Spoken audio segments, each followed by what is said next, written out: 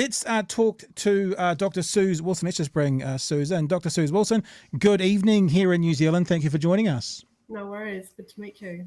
Suze is in Australia right now, Jeremy. So she said she'd be happy to pick the late shift, because it's not the late shift for her, just the late shift for us.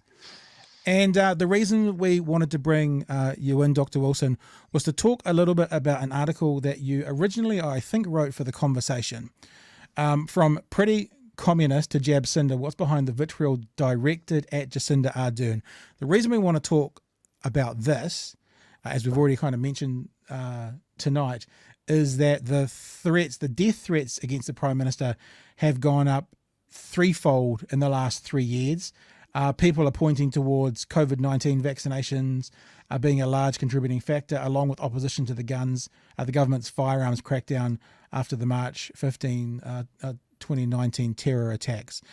Your article quite brilliantly talks about leadership and what it is and what Jacinda is as a leader. So maybe the first thing I could just do is just give you an opportunity to give you the floor and see if you want to open up this conversation with why does it seem that Jacinda is getting so much pushback, and as your article states, maybe more so than if it was a male Prime Minister. Oh, thanks for that. A famous leadership scholar from Harvard, Ron Heifetz, argues that leadership is about letting people down at a rate they can handle. So what he's kind of speaking to there is that, leadership is in many ways just impossible. The expectations that are placed on leaders can never be satisfied. And so what Ardern is facing in many ways is an impossible set of expectations that she's tried to, balance and grapple with all, particularly through the pandemic, between those who are persuaded by the science and want a more precautionary approach and those who are like, oh yeah, whatever, let's just focus on making more money and reduce the level of protections and restrictions. And she's tried to grapple her way through that, and in many ways did it brilliantly for much of the pandemic. But as we went into lockdown in August last year, and the researchers from the Disinformation Project have been tracking this intensively, the level of consumption of misinformation and disinformation kind of went through the roof. And so more and more people started buying into these kind of conspiratorialist worldviews, which fundamentally changes how they then perceive the Prime Minister. So they start to perceive her as an agent of evil, as part of the kind of the narrative of the conspiracy that they're caught up in. And so they don't believe anything she says. They think she has bad intent, and they get very riled up. But a particular feature of kind of conspiratorial narratives is that they are often extremely sexist and misogynistic, and often racist as well. And so she particularly gets targeted by that. And then what you kind of have to layer on top of that is that, generally speaking, people's expectations and their own kind of personal theory of leadership is highly gendered as well. So generally speaking, if you ask people what kind of behaviours or attributes they associate with leadership, you'll find a pretty strong correlation between those ideas and people's ideas of how men should behave. Right. So generally speaking, when a woman turns up in a leadership role, she's unusual, and so she gets scrutinized a lot more, with a lot more skepticism and suspicion, and so that's kind of layered on top of things as well. And you see now in the kind of vitriolic attack that Ardern is subjected to, there is such a strongly sexist and misogynistic tenor to it. There's so much focus on her appearance. There's this weird stuff about whether she's even a woman, because conspiratorialists are generally very anti-LGBT and trans community. There's a lot of attention on her family in a way that if you go back to, Bill English had 6 kids, it was never an issue. Voltaire had kids, it was never an issue. But the fact that she has a child, I mean, her child is targeted for criticism. So all of this stuff, people are just much more likely to be suspicious and hostile towards a woman leader. And even, even people who are not caught up in a kind of conspiratorialist perspective, you still hear them saying, I don't want to take my orders from that bloody woman. So there's just this fundamental, how dare a woman give me instructions? And it's like, well, how dare she? Because she's actually the Prime Minister, it's her job.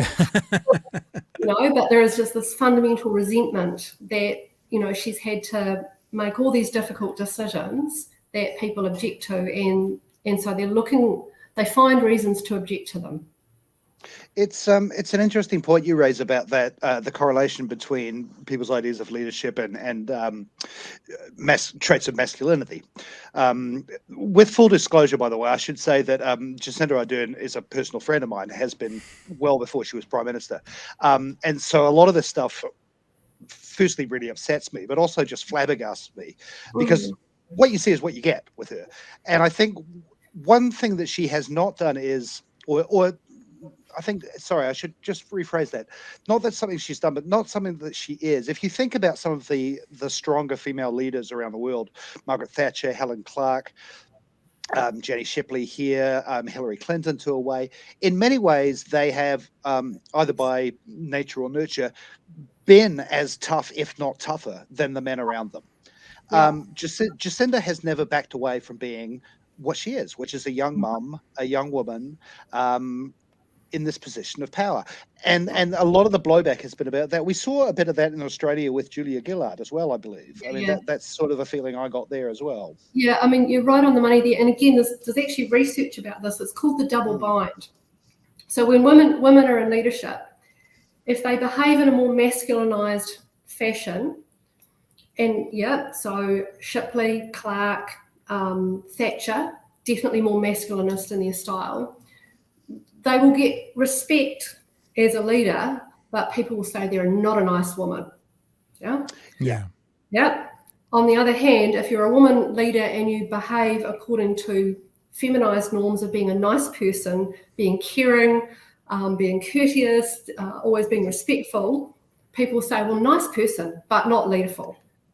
And so, any woman in leadership is trying to navigate between damned if you do and damned if you don't.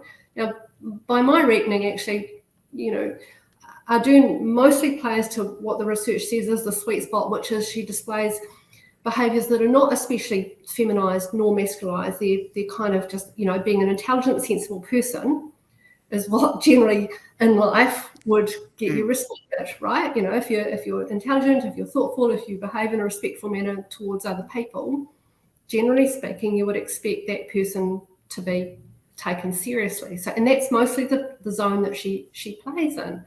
But nonetheless, despite, however many times she might prove herself to people as being, a competent leader, they will find reasons because of this, not only because of party political reasons, but because there's this gendered thing that comes in. And so she will be damned more harshly than would a Labour male leader for making exactly the same decisions. Not only I love the political thing. I love the one you brought up early on, which is, it doesn't get mentioned very often, and it really has no reason to be. But the one that, she's actually quite a good leader, therefore she's obviously not actually a woman. Oh. That's just that's an amazing one. And I've seen the photoshopped pictures where apparently you can see the outline of her penis in her dress, and no. No, it's just like when I came across that, because I'm not an expert in conspiratorialism, but actually since August, I've been having to engage more and more that research to try and understand the space, and it's just jaw-dropping. It is amazing, isn't it? Yeah. Let me bring something up just to kind of echo what you're saying. It's a bit weird bringing up your article when we've got here for you to speak to, but just to echo what you've been saying, what you wrote in your article about this, and I'm intrigued about this when it comes to like the political world. You say in your article, research shows both men and women with more traditional views desire, quote, tough, quote, bold, and, quote, authoritative leadership. A man displaying traditional masculine behaviours who is assertive, risk-taker, dominating and commanding others is their ideal leader. This aligns with an assumption that women should follow, not lead. Sort of what you've been talking about, but even though we've been talking about it, I think that's a nice little synopsized summary of it. It makes me think as well, I mean, Jenny Shipley was a leader of our Conservative/National Party. I mean, what are the hopes for having a female leader in that world? I mean, it didn't work with Judith Collins. I mean, many might say that she was a fairly sort of masculine female, certainly not in the feminine kind of vein of Jacinda Ardern. But also, I wanted to ask this. This is the second question, and I'll ask you both this. The Greens' policy to kind of end that dual leadership where there no longer has to be a man in leadership, there has to be a female, and then the role is open for other. Do either of you guys think that's therefore going to harm their chances for getting better representation, seeing whether we like it or not, that male leadership seems to be something that people gravitate towards, although acknowledged obviously straight away the Green voters are not the traditional Conservative type voters? Yeah, I mean, I think there clearly is a generational shift going on. So, that desire for kind of an authoritative, masculinized thing is something more strongly associated with people of an older generation. And it's not necessarily what young people are looking for. And to the extent that the Greens generally are playing to, more strongly to a younger voter base, it might not kick back on them, but it will potentially mean that if they're trying to, tag boomers, that might be seen as a weakness. But I mean, I think, all of this is very much up in the balance, right? Because, conservative forces at the extreme are actually pushing back very, very strongly and having more influence, largely, I think, through these conspiratorial circles, because, a lot of them are, if you take Hannah Spears from Counterspin, for example, I mean, she's actively advocating that women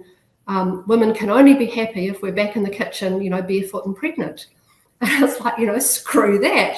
Honestly, that's what she is trying to argue. And they're trying to, put all of the kind of the ills of contemporary society down to a failure to uphold traditional, male and female roles, within the family and within society. So, none of the, progress is not certain.